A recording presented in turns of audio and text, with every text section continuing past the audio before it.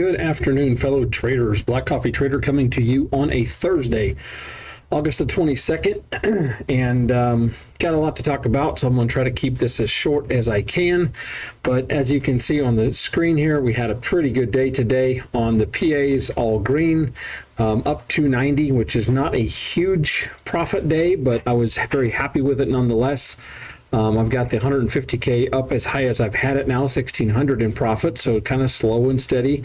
Our drawdown is almost fully intact. Had a little profit day on this account and had a good day one on the brand new account. I would have liked for more, but I really only took one trade. But yeah, overall happy with today. On the eval front, what you don't see here is I did lose a take profit account, and I also lost 250Ks and a 150K. So yeah, I did not have the day, the overall day was not green, it was red from an eval perspective. However, I'm trying to get those passed, and I got a little bit aggressive and I was trading those through some of the crazy stuff today. But on the accounts that are still with us, we had a good day on them. This account here was actually one that got rebilled and just happened to be today, which was interesting because I lost the other one today and then I was able to trade this one. So up 385, and hopefully we can get that one across the finish line. This 150K, I did start trading it today after I lost the other one. And what happened on these evals that I lost, I really kind of went for broke because of the move that we had in the market today, and I just got caught. That's really all there is to it. So that's kind of how eval trading goes. And I've obviously passed quite a bit of evals, and it's not that difficult for me, especially on 50Ks if I really put my mind to it. So I don't like to spend a lot of time. I do enjoy trading evals during the day in the regular price action, and I like I did these. But there are also times where I try to get a little aggressive, and sometimes you lose some, and it is what it is. But the point here and the main thing of focus is the funded accounts, because that's really what matters. So yeah, NQ today took a massive tumble, about 500 points. And the reason that the accounts aren't any better than they are today is I really made some mistakes and got caught in some bad trades and had to work my way out of the hole. I had the 57 account was red, the 58 account was red. The 59 account, I only took one trade, and I think that might have been on NQ. I think, yeah, right here. I took a long on NQ, kind of a lucky trade, but I was happy with it. Took it, all good. We really were in a bit of a rollover position, but I looked at that and thought we were going long and we're going up, and we did for a little bit, so I capitalized on that. Happy about that. On the 57 account, my 150K. That one I really, right here was my problem. On ES, this level did not play, and I had a lot of winning trades in here, but I was looking for longs, and I had a loss, a small loss there. Maybe it wasn't, yeah, right here. I had a bigger loss right here, two big losses. That was the first two trades of the day, and then I kind of worked my way back, and that was really it. Like right here, excellent opportunity. I had the right call here, had a short trade, and I just didn't allow the trade to run fully. And that was one of the things that I felt like was a bit of a hindrance for me today. Because of the volume and the volatility, I struggled to let the trades run at times, afraid that I would get a big move and stop me out. So, and I also a lot of times would move my stop into break even once I hit my first profit target. Typically I was trading, a 5 contract. I actually set up a 5 contract ATM on ES, and I've also got one on NQ. And so when I hit my first and second profit targets, I often move my stop into break even, or just slightly into break even or into profitability, and often got taken out. And it's just, that was the nature of today, and I'm okay with it. I understand what I did, and I understand that I also, I left some money on the table, and I've talked about that before. That's something I have to work on, is allowing these trades to run, because this is a very, very almost a textbook setup where we were kind of holding this level, we fell through and came back up and retested it for a move to the downside. And I should have just been okay with letting that trade run. And that was probably one of the biggest mistake trades today, when we could have had a lot bigger day on that specific account. Going back to NQ, on that specific account on 57. I did catch a really nice trade here towards the latter part of the day, around the 4 o'clock hour. I caught a couple of really nice trades here, but they don't look like much because of just the volume and the volatility, and these candles are bigger than what they seem because of the big move of today. But those were some really nice trades, and pretty happy with that. So on the 58 account, that is one that I was in the red as well. As you can see, I took a fair amount of trades with it and just kind of worked my way back. And again, should have probably taken some better setups. I did close my charts this afternoon, as I used to do, and I haven't done as much recently. I've not traded as much in the afternoon session, but I did close the charts, and I did miss a couple of opportunities, especially I thought on no, it was here on NQ. We had a nice setup here for a short. We had a nice setup here for a short, and an excellent setup here for a short. This, again, is the textbook of the strategy, is you hold a level, you fall, whoops, not move that. I had that right here. You fall through the level, and then you come up and retest it for a short. Or, and if this was an inverse, it would be a long. But that is textbook. And obviously I have my charts closed, so I wasn't trading it, but I did capitalize on a few trades there into the day. So yeah, pretty happy with that. Taking a look at TradeZella. Today, obviously green day, 63% win rate, which is pretty good. That's about in my average, a little higher than my average. And one of the wins is we are green for the week now. So if we can finish tomorrow off on a green day, doesn't have to be a big green day, but if we can have a green day tomorrow, we'll continue to improve. And once again, I'm having a better month, even though the month is still red at 1600. It is better than the last several months that I've had, which is good. And that's the optimistic side of, hey, this is at least a winning month, even though it is red, because we're making some improvements. And if I look back at last month, the last 3 days of July, and the first 2 days of August, this would have been a fully green week as well. So I really have two smaller red weeks sandwiched in between two green weeks right now. That's a bit of a tongue twister. And so hopefully we can wrap up the month here on a pretty positive note. On the note for today, I know I wrote something down that I wanted to review. Major sell-off today. I stayed out of the sell-off except for two trades on one of the PAs, which resulted in a quick $200 loss on that account. Other than that, I traded pretty well today. Struggled to get into any big winners due to my reluctance to hold through some of the volatility. I talked about that a little bit earlier. Maybe that's what I was wanting to talk about. End of the day, green on all PAs, which is a win. So yeah, I guess there was nothing that crazy to talk about there. So on the month, I think we are getting better. This month we're still down 1600. So there's a shot. I have a shot of getting it back to zero at the end of the month if I can put together about 5 or 6 really good days. So we'll do our best. Let's put it that way. What else? Let's talk about the market and where we go from here. Looking at NQ, yesterday we talked about this stair-step move higher, and we obviously fell back down today.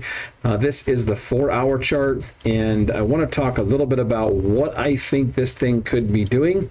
If you look at where we landed, or the low of day today was right in that 500 area, or 525 or something like that's what I got marked down.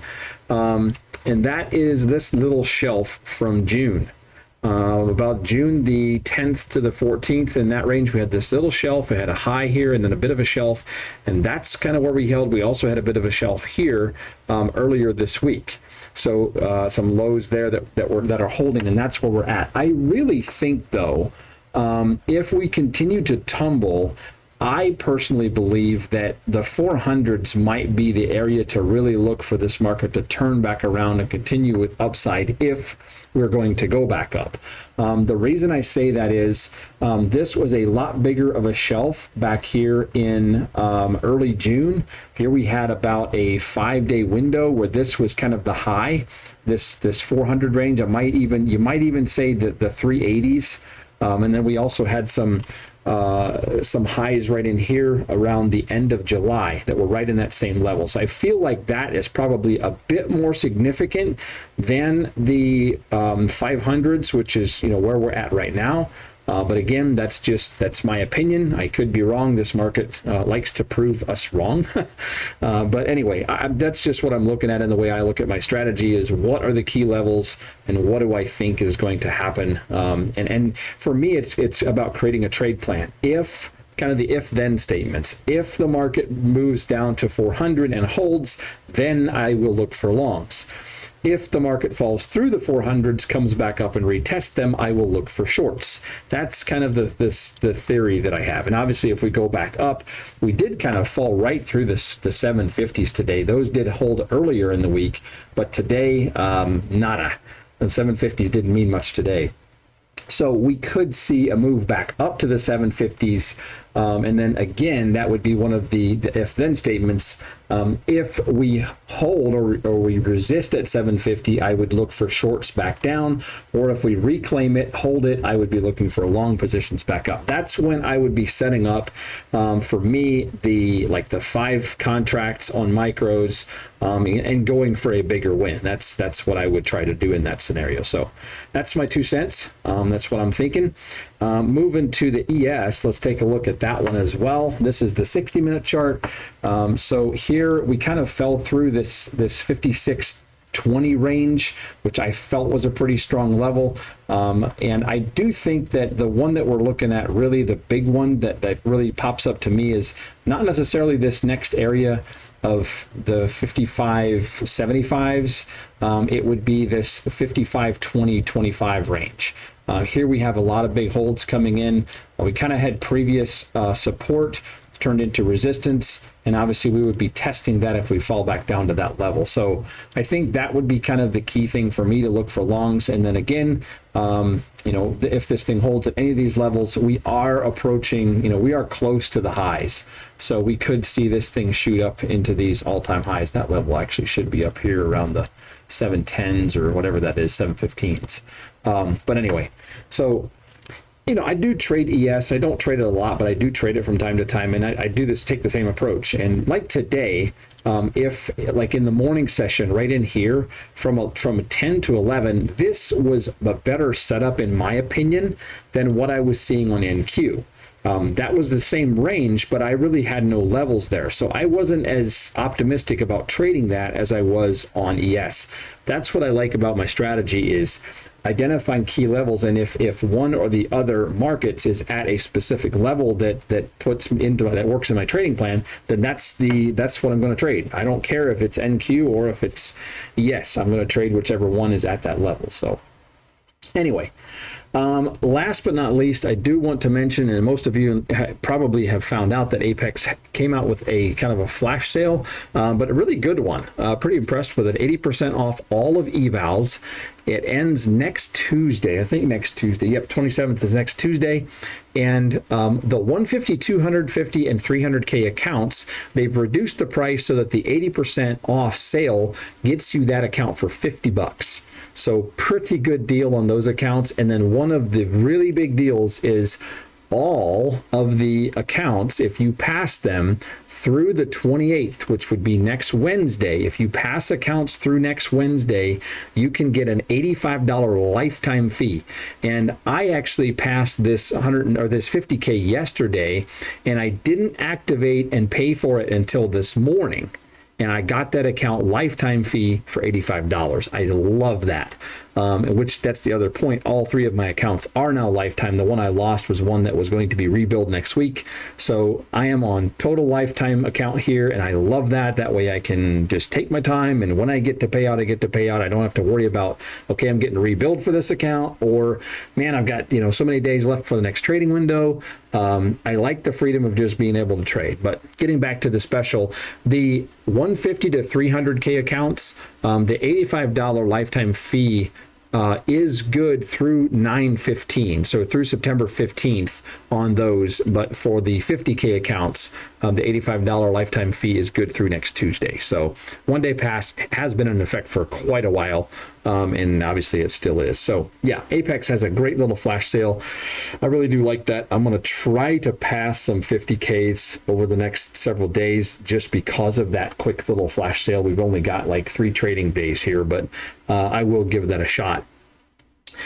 And again, while we're on that subject, I really do want to say thank you for using my code BCT. Gets you the best deal with Apex and with Take Profit Trader. Take Profit, obviously, they still have that really good special going on, which I like, the 50% off lifetime, and you get your original eval cost back when you take your first payout. So if you rebill an account, you don't get the second rebilling back, but you get your initial cost. So if you spend $85, you get the initial 85 back.